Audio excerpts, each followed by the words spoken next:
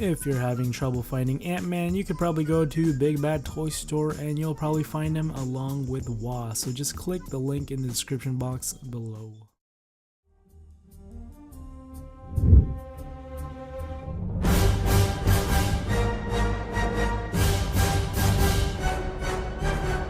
What is up, guys? Arolf right here, finally back again with another video. Today we'll be taking a look at the Marvel Legends Ant-Man and the Wasp, Ant-Man, and holy crap, Avengers Infinity War.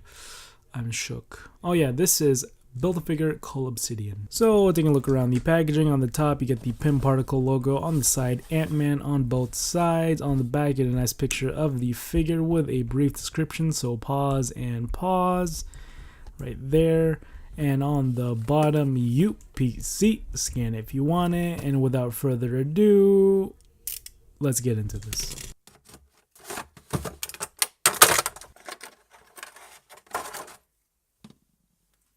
Doing a size comparison, here is Ant-Man next to Giant Man, Iron Man, Captain America, Scarlet Witch, Vision, Doctor Strange, Spider-Man, and Proxima Midnight.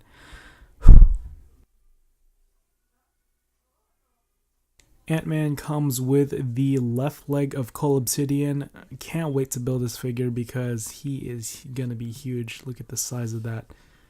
Oh my gosh. And for Ant-Man's accessories, he only comes with his helmet, which is kind of a basic helmet. It's not even see-through. The eyes are painted in. It's an okay helmet. It has a little marbling, but yeah, pops in and out pretty easily. So taking a closer look at the Paul Rudd head sculpt, dead on Paul Rudd. Really like the digital printing technology, and what I also like is with these new unmasked head sculpts, their hair piece is a separate piece, so it's not it's a separate sculpt, which is really nice detail. It kind of makes the hair pop other than being just painted on. And you can see the range here. I'm just testing out the range because I won't show it in the articulation portion of this video, but yeah, he could do the up and down and tilty shifty head movement on that. And I really like the 5 o'clock shadow that they gave him, just perfect. And popping in and out of the Ant-Man and Paul Rudd head sculpt is just a breeze, no struggle whatsoever, and it stays on pretty well. Okay, now looking at the Ant-Man head sculpt, it's really nice. There's this weird marbling line on his forehead, but that's okay.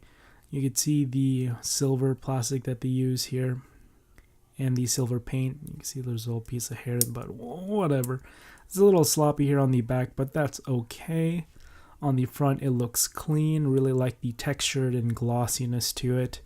You can see his arm pads or forearm guards right there, and his fist. Same thing.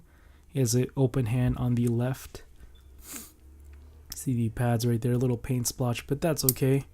Moving the ab crunch back, you can see it continues all the way through. Unfortunately, mine has a little scuffage on the back here. His belt here is just a gray rubbery plastic, which is, I wish it was painted silver. And on the back, you see Paul Rudd butt, his calves here. Shins right there, his feet, pretty basic, but has that nice texturing. On the bottom he does have peg holes, and yeah.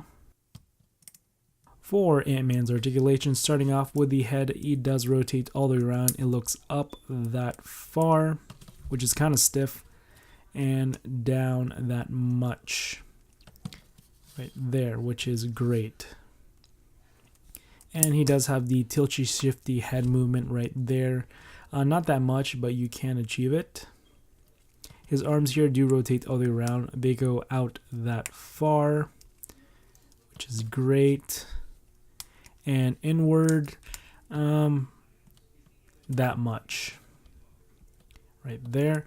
He does have a bicep swivel, double jointed elbows right there, which is great.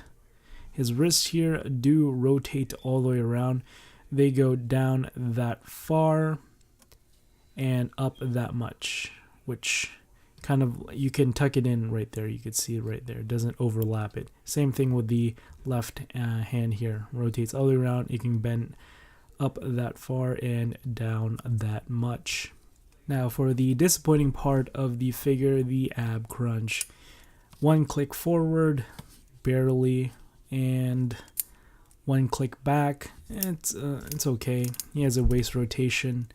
He can kick forward that far, so he can sit down properly, right there, and can't kick back that much. He has a upper thigh swivel, right there, double jointed knees, which look good. Right there, and his feet here bend down that far. Okay, MJ approved. And up that much. And he does have the ankle pivot. And doing the ankle pivot test, it takes a while, but I'll eventually get there. He is good to go.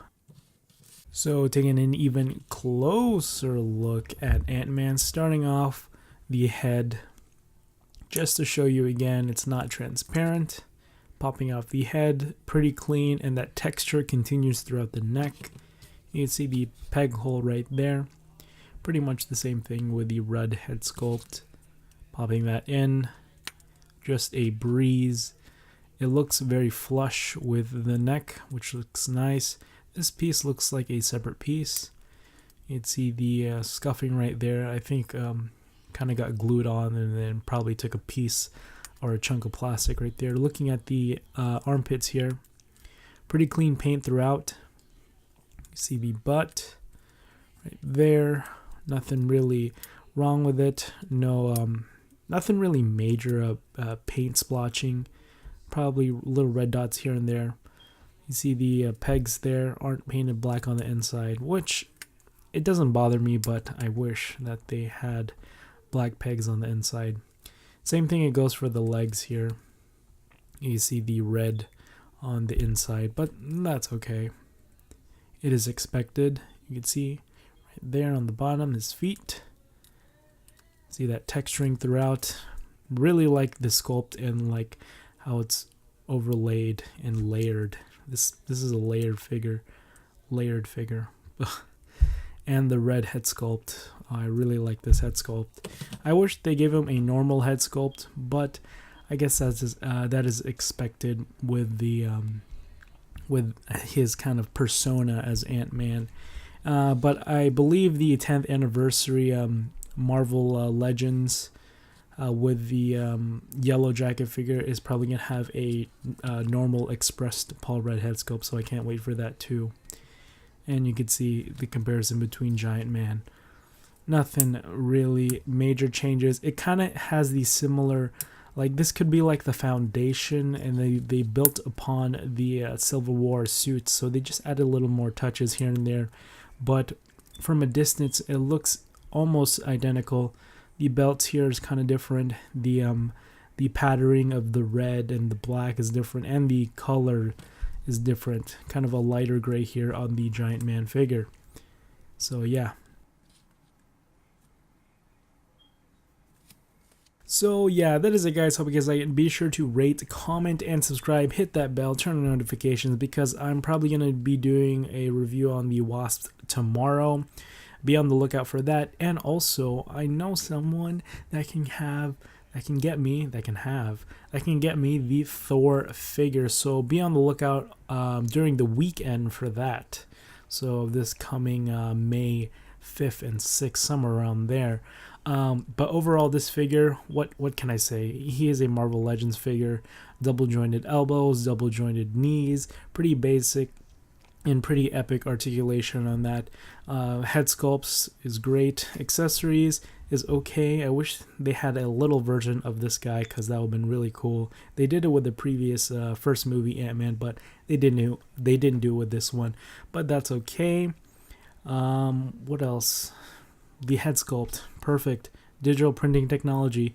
Can't wait to see what they hold in the future, because these are just getting better and better.